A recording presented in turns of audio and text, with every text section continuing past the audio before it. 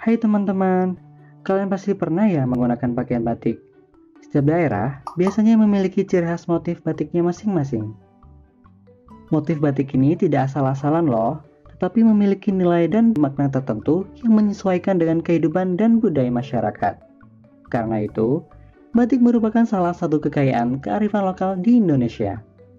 Apa ya yang dimaksud dengan kearifan lokal?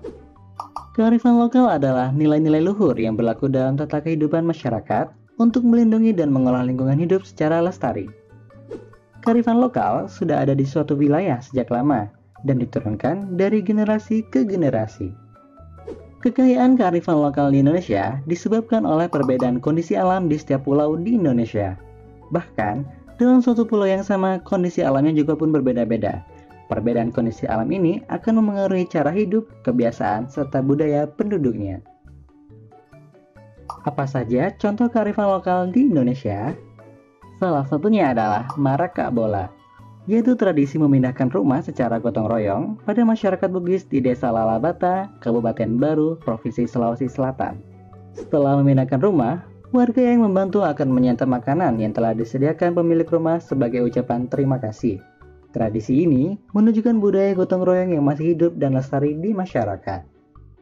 Contoh kearifan lokal lainnya adalah tradisi Bebie di Muara Enim, Sumatera Selatan, yaitu tradisi menanam dan memanen secara bersama-sama.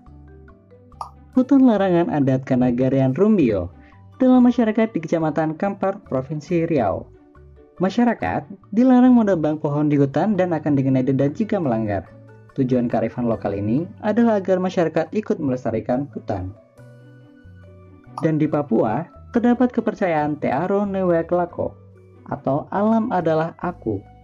Kepercayaan ini mengajarkan untuk memanfaatkan sumber daya alam secara hati-hati, karena alam juga bagian dari hidup manusia. Kearifan lokal dibagi menjadi dua jenis, yaitu kearifan lokal berwujud nyata atau tangible, dan kearifan lokal tidak berwujud atau intangible. Kearifan lokal berwujud nyata bisa dilihat atau disentuh wujudnya. Contohnya, dalam bentuk tekstual seperti sistem nilai, tata cara, dan aturan yang diabadikan dalam catatan tertulis seperti kitab tradisional primbon, kalender, dan prasi. Bentuk lainnya adalah bangunan seperti rumah adat. Benda-benda cagar budaya seperti patung, alat musik tradisional, senjata tradisional, dan batik juga termasuk kearifan lokal berwujud nyata. Jenis yang kedua adalah kearifan lokal yang tidak berwujud, yang diturunkan secara lisan dari generasi ke generasi selanjutnya. Bentuknya dapat berupa nasihat, nyanyian, pantun, atau cerita rakyat.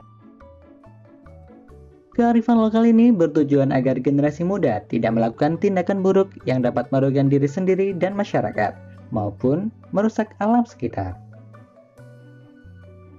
Lalu, apa manfaatnya mempelajari kearifan lokal? Nilai-nilai dalam kearifan lokal dapat menjadi pedoman dalam menjaga kelestarian sumber daya alam dan lingkungan. Kearifan lokal juga dapat membentuk karakter dan identitas bangsa yang berbudaya. Yuk, pahami, terapkan, dan lestarikan kearifan lokal dalam kehidupan sehari-hari.